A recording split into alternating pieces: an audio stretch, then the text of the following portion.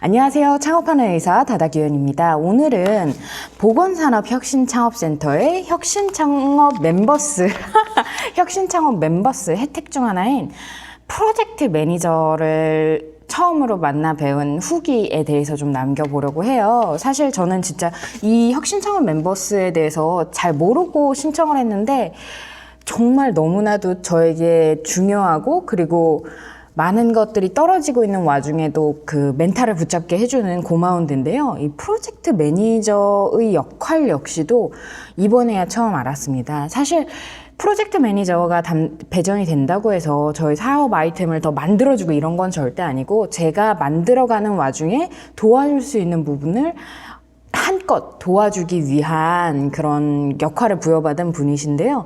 이번에 아무래도 저는 이제 예비 창업자 단계이고 아직 사업이 구체화되어 있는 단계도 아니고 그리고 중요한 게 여기서는 이제 뭔가 제작을 하고 특허를 내고 이런 부분에 대해서 보조가 많은데 그 부분이 아니기 때문에 상대적으로 조금 그 어떤 식으로 창업을 진행을 해야 될지에 대해서 얘기를 먼저 해주셨어요. 그래서 어떤 식으로 자신을 활용해 주었으면 좋겠는지도 말씀을 해주셨고 그래서 열심히 빼먹기로 이제 결심을 했는데 그런 그 구체적인 내용은 나중에 하나씩 진행하면서 좀 말씀을 드리고 이번에 말씀드리고 싶은 부분은 전문 직종에서 일하는 분들이 창업을 할 때 저지르는 실수에 대해서 얘기해 주신 걸 좀 함께 공유를 하고 싶어요. 저는 진짜 그 이야기를 조심스럽게 이제 꺼내시는데 진짜 거의 다 완전 다 해당이 돼서 야, 이 이야기를 지금 이 시점에 들어서 정말 다행이다 생각을 했거든요. 진짜 뭐 하면서 천국입니다 막 이러면서 난리 났었는데 일단은 중요한 부분은 제일 저한테 충격을 받았던 부분은 이제 전문 직종, 특히 뭐 의사, 이제 또 보건창업센터니까 의사분들이 또 있었겠죠. 근데 의사들이 이렇게 창업을 하려고 할 때 특정 분야에 들어가려고 하면 그걸 다 공부하려고 한대요.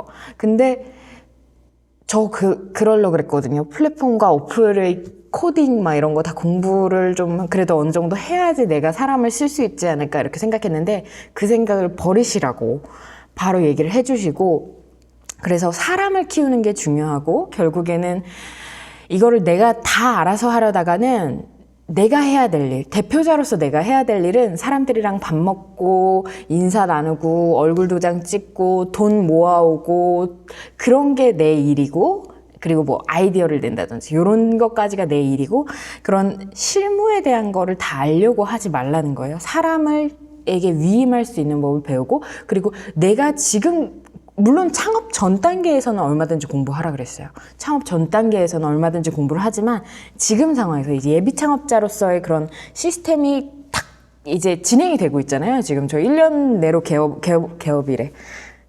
창업을 해야 되는 상황인데 그런 상황에서 공부를 하다가 어플 플랫폼 뭐 특허 뭐 아니면 세무 노무 이런 거 공부를 하다가는 중요한 걸 놓친다는 거죠. 그래서 네, 어플 플랫폼 코딩 안 배우려고요. 그런 거 배울 시간에 이제 그 수익 모델 그리고 중요한 게 홍보 결국 그 사람들과 만나는 거 그런 부분에 좀 더 노력을 하려고 하고 그리고 또 이제 사람들 많이 만나면서 현장도 열심히 다니고 그런 부분에서 노력을 해야지 공부를 더 이상 하지 말라고 하셨습니다. 이게 지금까지 살아온 방식이라 그런지 저도 모르게 좀 공부를 하려고 했네요. 그리고 특히 이제 만일 창업을 할 게 아니라면 좋은 삶의 방식이지만 이제는 버리셔야 될 삶의 방식이라고 굉장히 다이렉트하게 지적을 해주셨습니다. 그래서 지금 또 사실 예비 창업자로서 제가 가지고 있는 문제라기보다도 불안함? 아니면은 결과물이 안 나올 수도 있는 그런 불확실함 이런 게 있는데 그거를 위해서는 조금 단계별로 나눠서 굉장히 그 목표 지점을 만들어 놓고 구체화하고 그리고 어떤 단계에서 어떤 자문기관의 혜택을 받을 것인가를 한번 생각을 하면서 진행하는 게 굉장히 도움이 된다고 하시더라고요. 그래서 사실 제가 생각하기로는 그냥 막연하게만 떠올려 왔는데 그거보다 조금 더 구체적으로 그래서 몇 월까지는 뭘 하고 그리고 그거에 대해서 도움을 받을 수 있는 부분은 어디인가 이런 거를 계속 고민하면서 진행을 좀 해봐야 될 것 같아요. 그리고 그래야지만 진행이 된다고 하더라고요. 아무래도 언제쯤 되겠지 이런 거보다 마감을 정해놔야지 우리가 하게 되는 게 있잖아요. 그래서 사실 지금 어떻게 보면 지금 단계에서 제가 보건창업센터의 도움을 받을 만한 상황이 아닐 수도 있어요. 왜냐면 제가 말씀드린 것처럼 아무것도 준비된 상태가 아니니까. 하지만 정말 저는 지원하길 잘했다고 생각을 합니다. 왜냐면은 여러 가지 떨어지는 와중에 얘가 없었으면 저는 창업을 포기했을 수도 있고, 그리고 또 하나는 매일 이렇게 나올 수 있는 공간이 있다는 게 저에게는 참 중요하더라고요. 제가 사회에서 뭔가 역할을 하고 있다는 느낌도 들고, 그리고 이렇게 아무도 없는 공간에서 촬영을 하고 영상을 올릴 수도 있다는 것도 좋고, 그래서 일단 조금 많이 빠른 시점에 보건산업혁신센터에 들어와 버린 것 같은데, 그래도 최대한 활용을 해보고, 그리고 활용을 많이 해야지 연장 평가에서도 될 가능성이 높대요. 그래서 한번 좀 노력을 좀 해보려고 합니다.